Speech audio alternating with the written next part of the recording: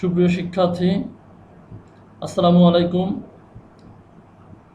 আশা করি সবাই আল্লাহর রহমতে বেশ ভালো আছো। পরিসংখ্যান অনলাইন ক্লাসের ধারাবাহিকতায় সবাইকে স্বাগত জানাচ্ছি। আমি মোহাম্মদ রৌফুজ্জামান, প্রভাষক পরিসংখ্যান, Bir Uttam Shahid Samad school and college, Rangpur সেনানিবাস, রংপুর। আজকে আমরা প্রথম পত্রের তৃতীয় অধ্যায় কেন্দ্রীয় প্রবণতার পরিমাপ নিয়ে আলোচনা করব। আজকের পঞ্চম লেকচারে উপপাদ্যের দ্বিতীয় ক্লাসের দুইটা গুরুত্বপূর্ণ উপপাদ্য নিয়ে আমরা আজকে কথা বলবো এবং এগুলো আমরা প্রমাণ করে দেখব যে কিভাবে এই উপপাদ্যগুলোকে প্রুফ করতে হয়। আজকের আলোচনায় যে উপপাদ্য নিয়ে আমি কথা বলবো, প্রথমটি হলো প্রমাণ করো যে তথ্য সারির প্রতিটি মান হতে গাণিতিক গড়ের ব্যবধানের বর্গের সমষ্টি ক্ষুদ্রতম। তথ্য সারি হচ্ছে আমাদের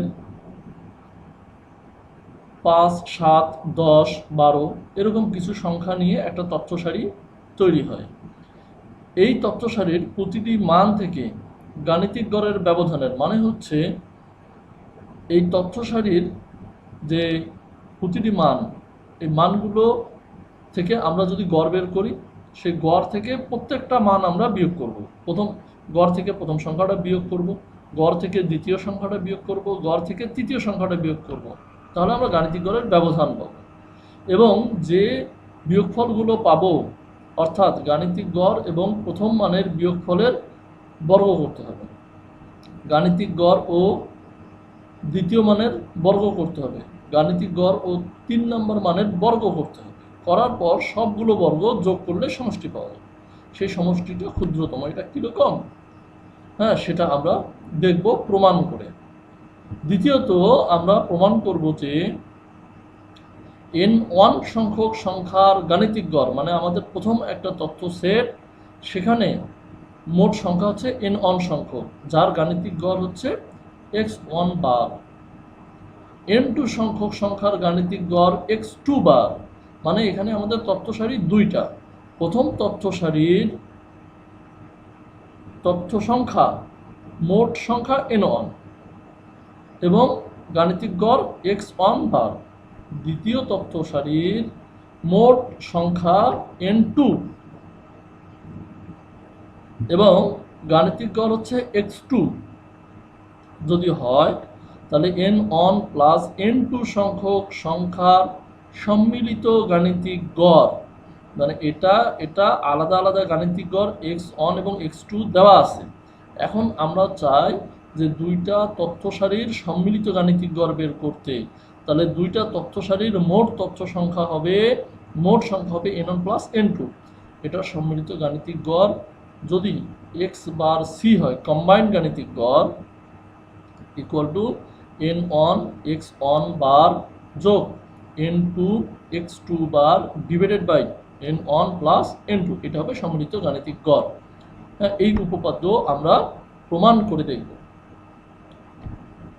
ওকে, এর আগে আমরা দুইটা উপপাদ্য শিখেছিলাম। আজকের উপপাদ্য হচ্ছে 3 নম্বর উপপাদ্য।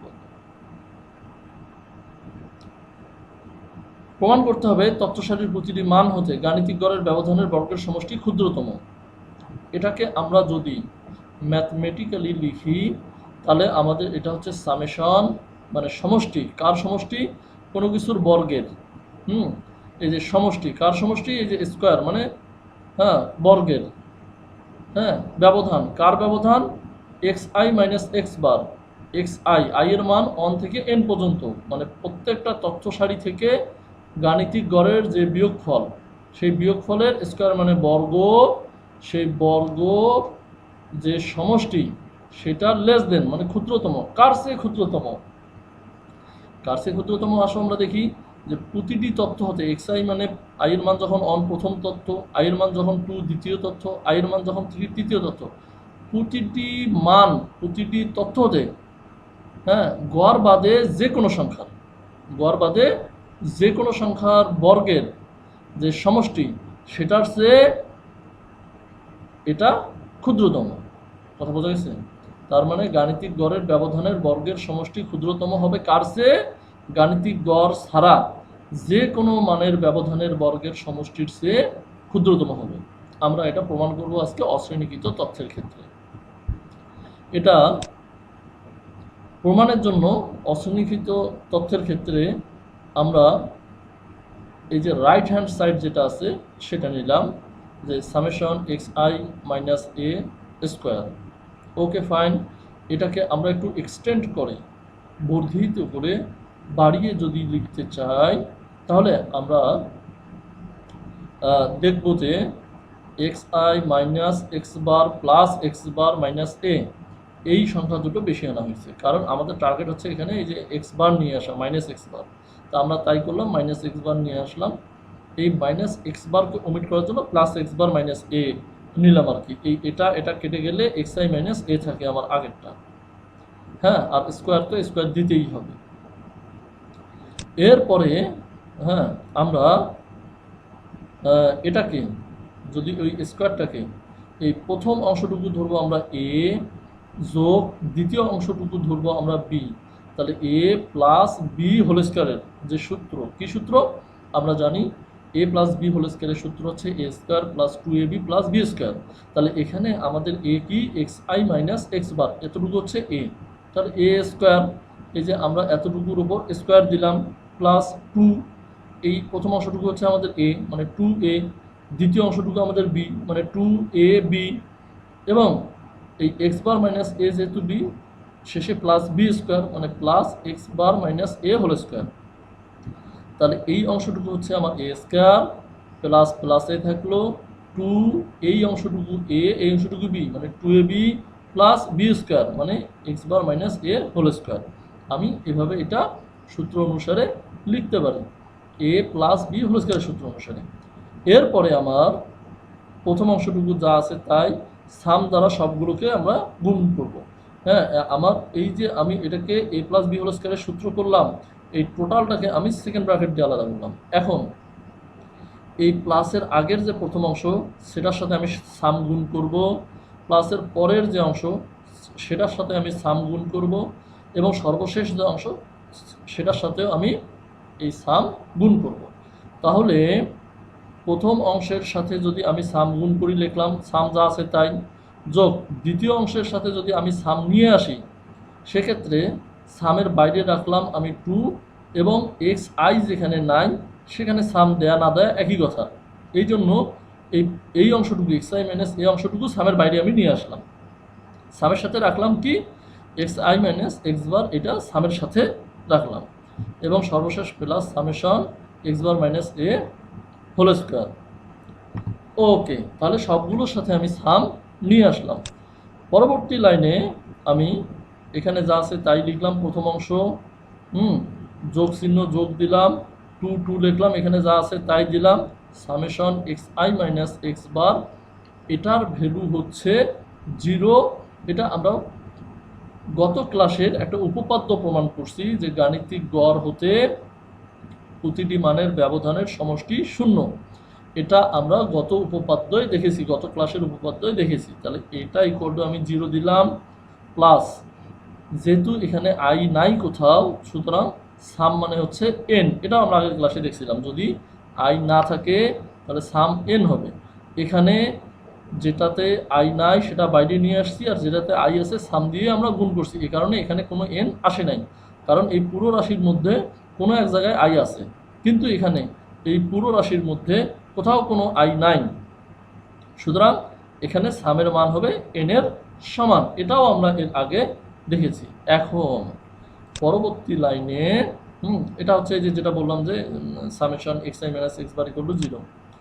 পরবর্তী লাইনে আমরা এক্স আই মাইনাস এক্স বার এটা লিখলাম, যোগ যেহেতু 0-র সাথে কোনো কিছু গুণ অথবা ভাগ করলে সেটা কি হয়ে যায়? 0 হয়ে যায়।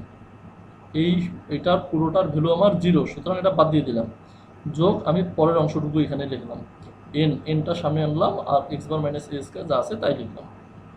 ওকে ফাইন, তাহলে আমার একটা জিনিস এখানে দেখা যাচ্ছে, যে এক্স বার এ এর যেহেতু সমান নয় এবং এন অবশ্যই জিরোর চেয়ে বড়, কারণ এন কয়েকটা সংখ্যা, জিরো হবে না, জিরোর চেয়ে এন এর মান বড়। এন এর মান জিরো হলে প্রবলেম কী হতো, আমার এই ভ্যালুটা জিরো হয়ে যেত, কিন্তু এই ভ্যালুটা জিরো হওয়া যাবে না। তাহলে আমি এটা প্রমাণ করতে পারবো না, বড় ছোট এটা যদি জিরো হয়ে যায় তাহলে আমার x i minus A square equal to হবে এক্স আই মাইনাস এক্স বার। হ্যাঁ, তাহলে আমি প্রমাণ করতে পারবো না, এই দুটো আমার সমান হয়ে যাচ্ছে, এই জন্য এটা জিরো হওয়া যাবে না। হ্যাঁ, তো এই কারণে আমরা এটা যে জিরো হবে না, এটার ভ্যালু যে জিরো হবে না, সেটা আমরা কিভাবে প্রমাণ করতেছি সেই লাইনটাই হচ্ছে এখানে বলা আছে। তাহলে এক্স বার এ এর সমান হবে না, এটা আমি আগেও বলছি। হ্যাঁ, এক্স বার মানে এখানে যে এ আছে, এক্স বার বাদে যে কোনো মান হবে, এটা সমান হবে না। Okay fine. এবং এন, যেহেতু আমার এটা একটা তথ্য সারি, তাহলে এন এর মান 5 হতে পারে, 10 হতে পারে, 20 হতে পারে, 2ও হতে পারে, এরকম, কিন্তু জিরো হবে না। জিরো হলে তার মানে আমার কোনো সংখ্যাই নেই, সেটার গড় আসবে না, এই জন্য এন এর মান হচ্ছে জিরোর চেয়ে বড়। এবং x i minus a whole square জিরোর চেয়ে বড়। হ্যাঁ, এটার কারণে যেহেতু এটা এ এর সমান নয়, হ্যাঁ, এটা একটা স্কোয়ার করলে যে একটা ভ্যালু পাবো আমরা, সেটা জিরোর চেয়ে বড় হবে। সুতরাং আমার এই অংশটুকু যদি জিরোর চেয়ে বড় হয়, ধরলাম 2 বা 1, যাই ধরি না কেন, আর এন এর মান যদি জিরোর চেয়ে বড় হয়, ধরলাম 2, 3, 4, 5 যে কোনো একটা হবে, তাহলে এখানে 2 বা 3, এখানে 2 বা 3 গুণ করলে আমার যে ভ্যালুটা পাবো সেটা অবশ্যই জিরোর চেয়ে বড় হবে, তার মানে এটা জিরোর চেয়ে বড়। তার মানে এখানে আমার একটা জিনিস দেখা গেল যে এই summation x i minus A square equal to summation x i minus x bar square plus আরও কিছু। তার মানে এইটা এবং এটা যদি আমি কম্পেয়ার করি, তাহলে এটা হচ্ছে এটার চেয়ে বড়। কেমনে বুঝলাম? কারণ এটার সমান হতে গেলে এই ভ্যালুটা আমার লাগতেছে প্লাস আরও কিছু যোগ করতে হচ্ছে। হ্যাঁ, সাপোজ মনে করি এটার মান যদি আমার 6 হয়, এক্স আই মাইনাস এক্স বার, তাহলে এটার মান কত হবে আমার 4 যোগ 2 সাপোজ। হ্যাঁ, তাহলে না 6 হবে। সুতরাং এই 4 আর এই 6 যদি কম্পেয়ার করি, তাহলে 6 বড়, 4 ছোট, এভাবে এই ভ্যালুটা হতে গেলে এই ভ্যালুটাও লাগবে প্লাস আরও সামথিং কিছু লাগবে। সুতরাং আমি নির্দ্বিধায় বলতে পারি যে এই ভ্যালুটা হচ্ছে আমার কি বড়, এটা হচ্ছে ছোট। তাহলে আমার যে প্রুফ করার বিষয় ছিল, এই যে এখানে দেখো যেটা বললাম যে এক্স আই মাইনাস এক্স বার এটা প্লাস একটা ধনাত্মক সংখ্যা, তাহলে আমার প্রুফ করার বিষয় ছিল যে এইটা কি বড় কার চেয়ে, এটার চেয়ে। আমার এখানে তাই বলছে যে এটা ছোট, এটা বড়, লেস দেন চিহ্ন, মানে এটা ছোট, এটা বড়। তাহলে আমার প্রমাণ হয়ে গেল যে তথ্য সারির প্রতিটি মান হতে গাণিতিক গড়ের ব্যবধানের বর্গের সমষ্টি ক্ষুদ্রতম। এটা আমরা প্রমাণ করলাম। এখন আমরা পরবর্তী উপপাদ্যটা খেয়াল করব, পরবর্তী উপপাদ্যটা আমরা প্রমাণ করার চেষ্টা করব। পরের উপপাদ্যটা কি? প্রমাণ করো যে n অন সংখ্যক সংখ্যার গাণিতিক গড় x অন, n2 সংখ্যক সংখ্যার গাণিতিক গড় x2 বার যদি হয়, তাহলে n অন প্লাস n2 সংখ্যক সংখ্যার সম্মিলিত গাণিতিক গড় হবে xc বার। xc মানে কম্বাইন্ড গড় n অন x অন বার যোগ n2 x2 বার divided by n one plus n2। আমাদের এটা প্রমাণ করতে হবে। এখানে লক্ষণীয় যে আমাদের তথ্য সারি কয়টা, এখানে 2টা। প্রথম তথ্য সারিতে মোট সংখ্যা আছে n অন এবং সেই সংখ্যাগুলোর গাণিতিক গড় x অন বার। দ্বিতীয় তথ্য সারিতে মোট সংখ্যা আছে n2 এবং সেটার গাণিতিক গড় x2 বার। তাহলে n অন প্লাস n2 সংখ্যা সম্মিলিত গাণিতিক গড় কত হবে? এখানে একটা বিষয় দেখি আমরা, যে মনে করি x1 একটা চলক, তার মান কত n অন সংখ্যক।